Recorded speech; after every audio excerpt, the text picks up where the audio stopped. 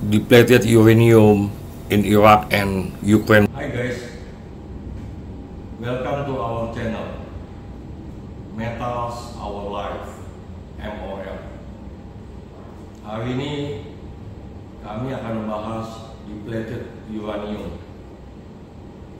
Jadi depleted itu artinya bahasa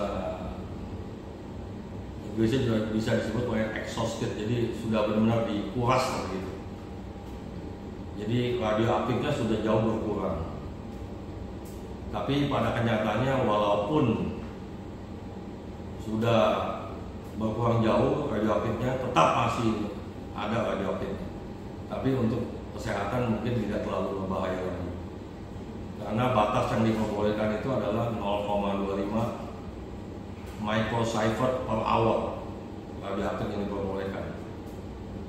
Nah, untuk depleted uranium ini kami agak ketipu. Kejadiannya sekitar 5 tahun yang lalu. Kami pikir ini tungsten karena berat jenisnya hampir sama ya. Tungsten itu 19,25, uranium itu 19,1. Jadi kita timbang berat sekali gitu. Ternyata bukan tungsten gitu. Kami kaget begitu cek dengan Geiger counter, yaitu alat penguji radioaktif, langsung bunyi gitu. Ternyata radioaktifnya tinggi gitu. Karena kami tidak berpengalaman, maka barang ini kami buang, kami tanam di pinggir laut. Jadi jauh-jauh dari pabrik gitu. Padahal ini tidak terlalu berbahaya walaupun masih ada radioaktifnya gitu. Nah, setelah kami selidiki, barang ini ternyata adalah counterweight di pesawat Boeing 747. Jadi pesawat Boeing 747 yang diproduksi tahun 1970-an sampai 1980 itu di sayapnya ada counterweight. Jadi untuk mengimbangi berat antara kiri dan kanan. Dan mereka menggunakan depleted uranium karena berat jenisnya tinggi, yaitu 19,1 ya. Nah, ternyata begitu kami selidiki, depleted uranium itu dipakai sebagai peluru waktu perang Irak ya. Jadi di Irak itu masih banyak sisa-sisa peluru dari bahan DU, depleted uranium, kita singkat jadi DU. Jadi di Irak itu banyak itu.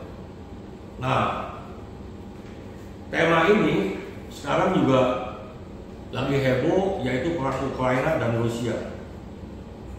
Jadi masih dipakai juga depleted uranium ini.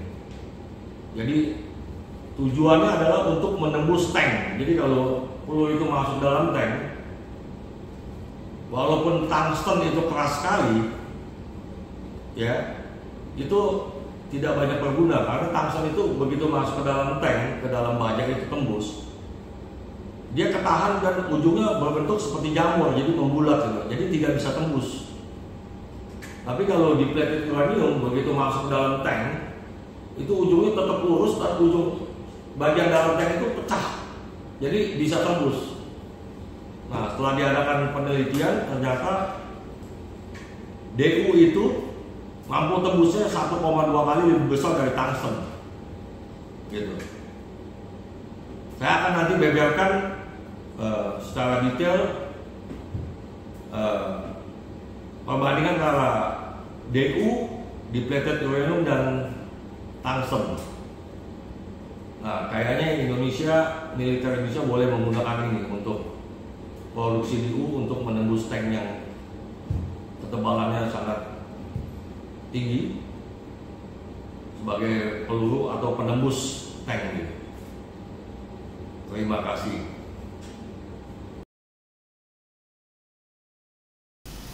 Untuk menguji Geiger counter itu masih berfungsi dengan baik, maka kita menggunakan X-ray gun karena X-ray gun itu mengandung radioaktif ya. Jadi kalau melewati limit yang ditentukan pasti bunyi pip pip pip gitu ya. Nah, sebaliknya kalau tidak melewati limit yang ditentukan itu tidak bunyi. Jadi batasnya itu adalah yang normal 0,25 microsievert per hour. Seperti Anda lihat tidak ada bunyi karena memang tidak melewati batasnya. Terima kasih.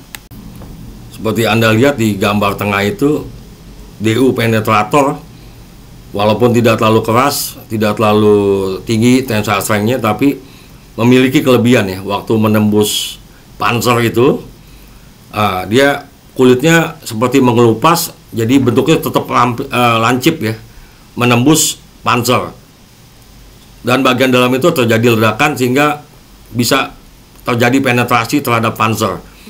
Tapi sebaliknya di bawah itu, kalau teman-teman lihat itu dari tungsten, begitu masuk ke panzer itu ujungnya membentuk seperti jamur, jadi tidak bisa tembus.